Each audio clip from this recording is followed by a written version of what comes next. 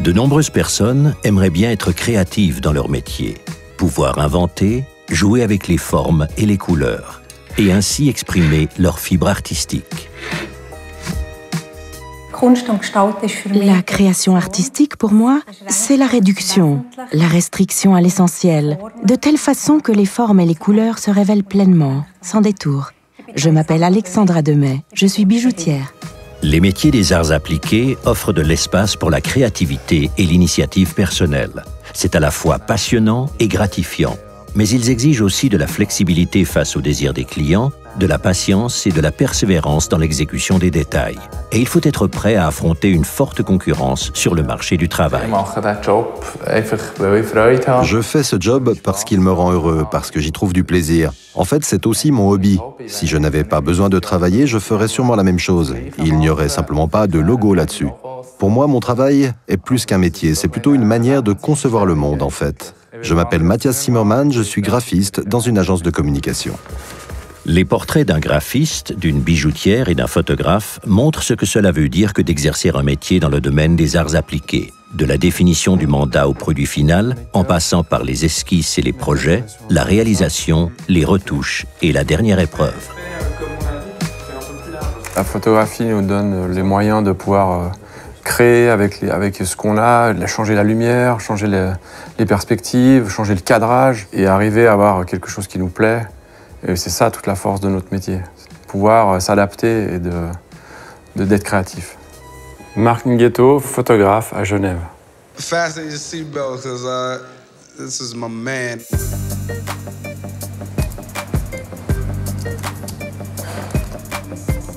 En fait, le graphisme a toujours fait partie de ma vie. Mon père est graphiste, il a son propre atelier depuis 25 ans. Ça m'a bien sûr aussi influencé. On a toujours eu toutes sortes de choses pour dessiner, bricoler ou créer. Plus tard, à l'école, j'ai toujours fait moi-même mes étiquettes de cahiers, jouer avec les écritures, bricoler quelque chose et essayer de concrétiser des idées. Et au fond, c'est toujours comme ça aujourd'hui.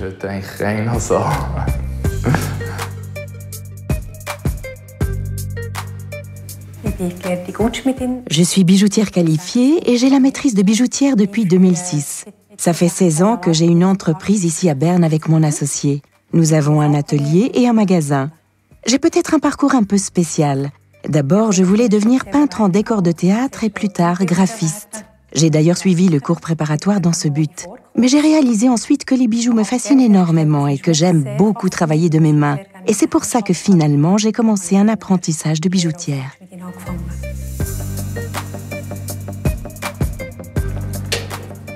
J'ai fait mon CFC de photographe à l'école de photo à Vevey.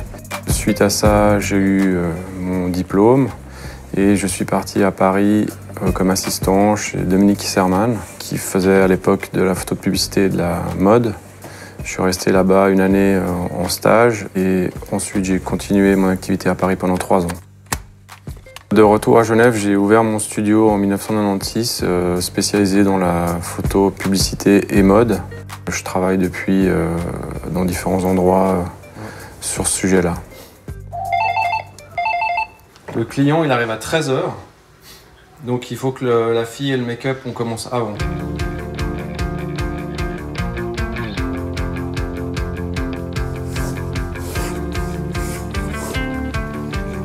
Donc aujourd'hui, on va réaliser une prise de vue qui sera utilisée pour un magazine économique qui veut une photo de mode pour la couverture, accompagnée d'une équipe complète, dans un appartement en extérieur. Et voilà, donc je vous invite à venir voir comment ça se passe. Il faut quelque chose qui rappelle le logo actuel de BLS. C'est ce que nous avons ici. On vient de recevoir un nouveau mandat, les 100 ans de BLS, le chemin de fer du Lötschberg. Ce mandat est très intéressant pour moi comme graphiste. Je peux par exemple illustrer l'événement sous l'angle émotionnel et traduire visuellement la thématique. 100 ans, toute l'histoire de ce chemin de fer. C'est vraiment un joli challenge.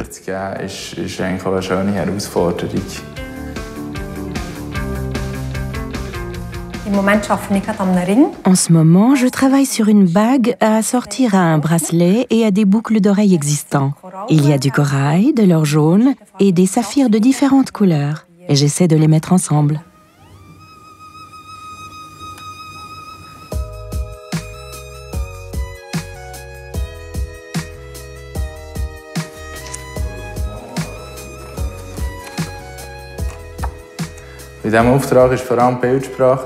Ce qui est important dans ce mandat, c'est surtout le langage de l'image.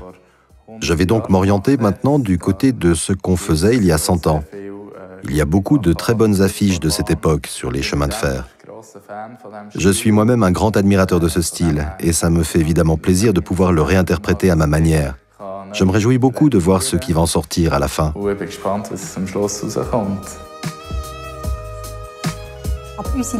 Mais notre ligne est déjà pas mal claire, je trouve ça. Du point de vue créatif, ce qui compte pour moi, c'est qu'un bijou raconte une histoire. Nous nous fixons souvent des thèmes que nous discutons ensuite en équipe, chacun exprimant très librement ses idées. Et là, il en sort vraiment de très belles choses qui vont un peu plus loin que de simples pierres ou de simples anneaux.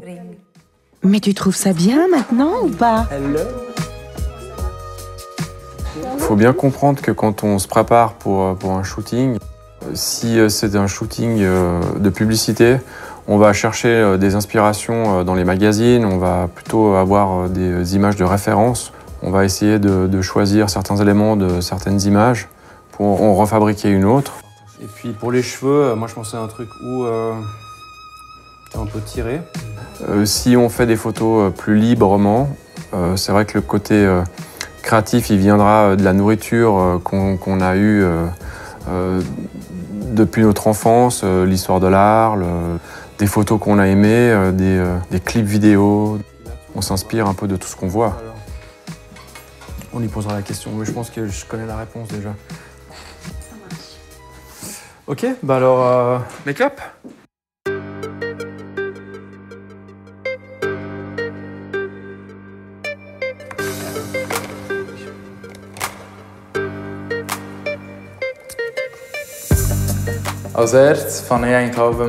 Au début, j'aime bien commencer par quelques croquis rapides.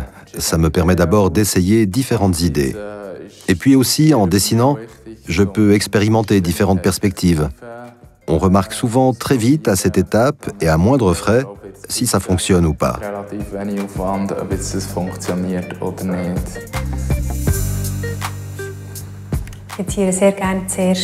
Pour commencer, j'aime beaucoup faire des croquis pour essayer plusieurs variantes. Plus tard, je prépare un dessin technique pour le prototype avec les mesures précises pour qu'on voit bien les proportions.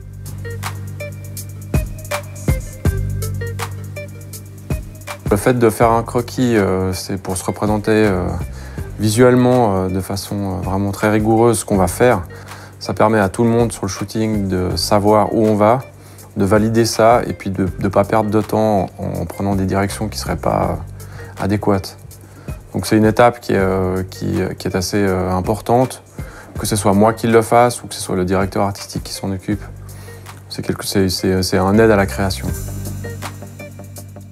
Mais c'est vrai qu'il n'y a pas vraiment un chemin écrit pour arriver à la réussite. Donc c'est un peu du bricolage, le métier de photographe. C'est un métier où il faut être créatif, inventer, se réinventer et s'adapter surtout.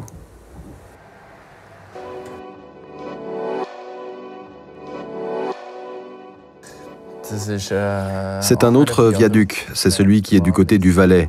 Ça fonctionne aussi très bien, je pense que je devrais faire encore une autre version dans laquelle je déplace l'angle de vue un peu plus bas.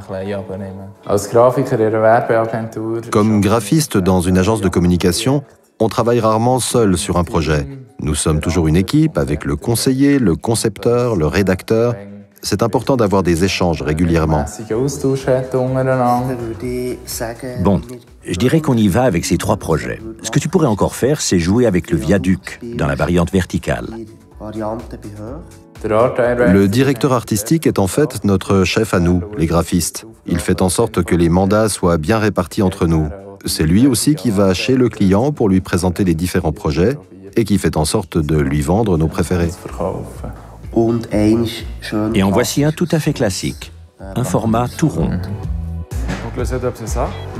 Ok, et puis je vais te montrer là ce qu'on va faire. Ok, donc la maquette c'est ça. Ouais. Donc on a la verticale comme ça. Moi Moi, ce que je voulais faire, c'était un cadrage un peu comme ça. Donc, la relation client, c'est quelque chose de très important. C'est ce qui va faire que la journée va bien se passer ou pas. Donc, une nouvelle fois, il y a le côté psychologique dans l'histoire. Ou si on a un avis un peu différent, il faut trouver les moyens d'amener notre client vers ce qu'on veut faire. La plupart du temps, le client est assez éduqué, donc il connaît très bien les contraintes. Donc on arrive toujours à avoir de bons compromis et d'arriver ensemble au but qu'on s'était fixé. Smoky, et puis les cheveux assez raides. Et puis voilà. Ça va très bien. Okay, parfait.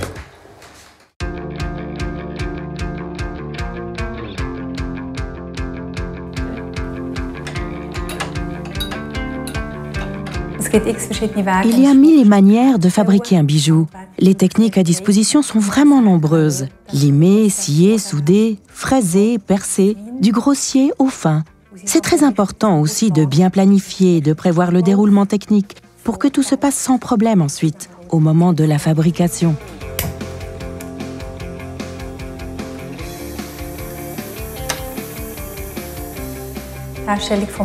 Fabriquer un bijou peut prendre beaucoup de temps. On y travaille pendant des heures à l'établi. Il faut être concentré et travailler avec précision.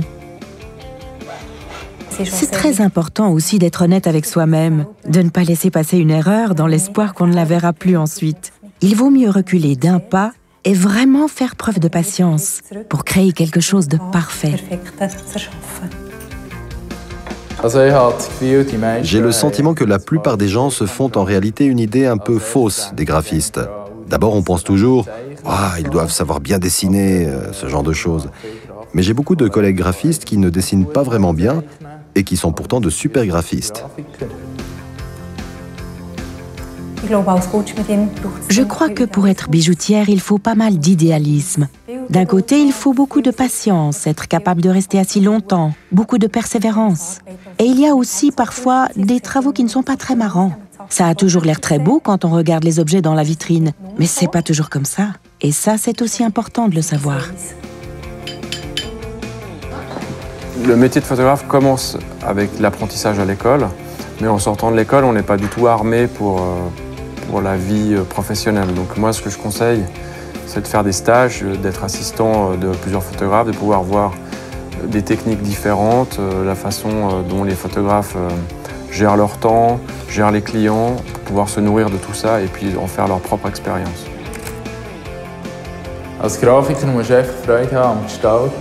Comme graphiste, tu dois juste avoir du plaisir à créer, à jongler un peu, à jouer avec les formes et les couleurs, à expérimenter les choses.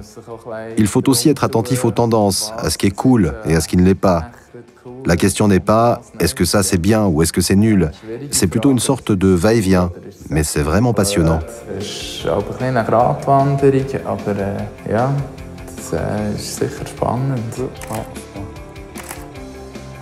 T'as bien droite si t'arrives. Donc ce métier, c'est un métier passionnant, je le recommande. Mais il faut de l'ambition, il faut être persévérant, il faut avoir envie, il faut être créatif. Et c'est un métier où les places sont chères, il n'y a pas beaucoup de débouchés, donc il faut se battre. Et c'est aussi pour les gens qui ont du challenge, qui sont passionnés, un métier extraordinaire. Maintenant, on essaie de faire quelque chose qui se tient, qui est correct et qui correspond surtout aux critères de notre client.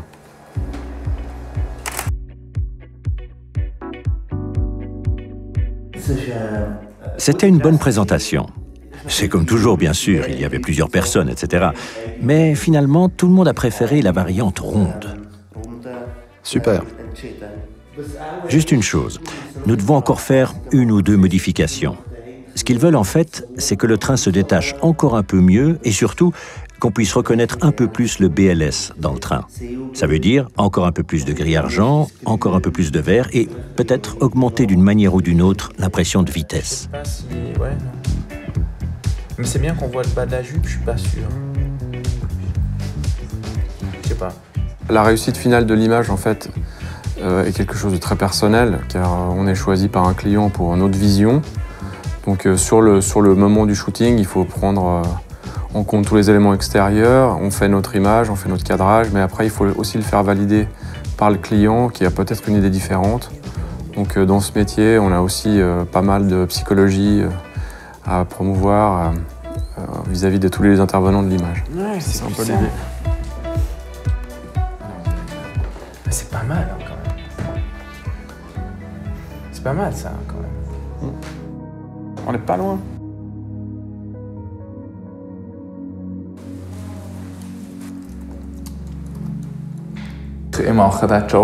Je fais ce travail parce qu'il me rend heureux et parce que j'y trouve du plaisir. Pour moi, c'est tout à fait OK s'il faut de temps en temps travailler jusqu'à 11 h du soir ou même y passer la nuit. Ce qu'il faut pour ça, c'est une bonne équipe qui sait valoriser le travail et des clients pour qui on a du plaisir à travailler.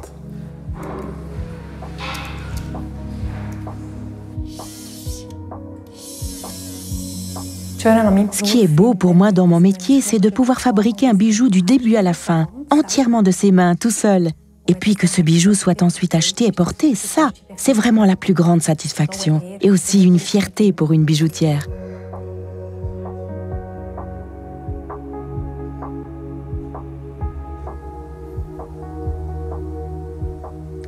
Il faut bien savoir aujourd'hui qu'on a recours à la post-production, donc à la retouche d'image, sur toutes les photos qui sortent du studio, qu'elles soient faites en interne ou en externe. On ne peut pas avoir aujourd'hui dans un magazine une photo qui n'est pas retouchée. Moi, j'aime beaucoup la retouche sur les peaux, sur les humains. Je trouve que c'est quelque chose qui rajoute encore une corde à mon art créatif. Donc c'est quelque chose que je fais volontiers.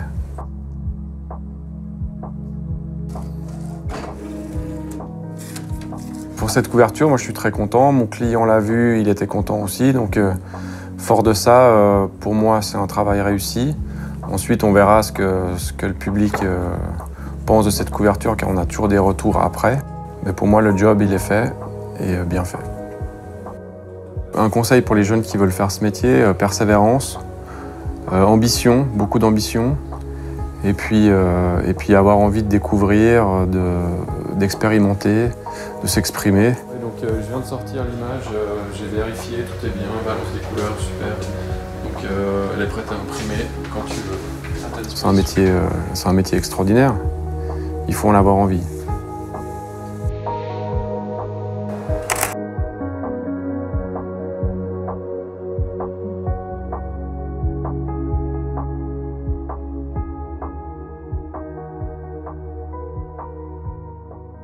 Fasten your seatbelt, because this is my man.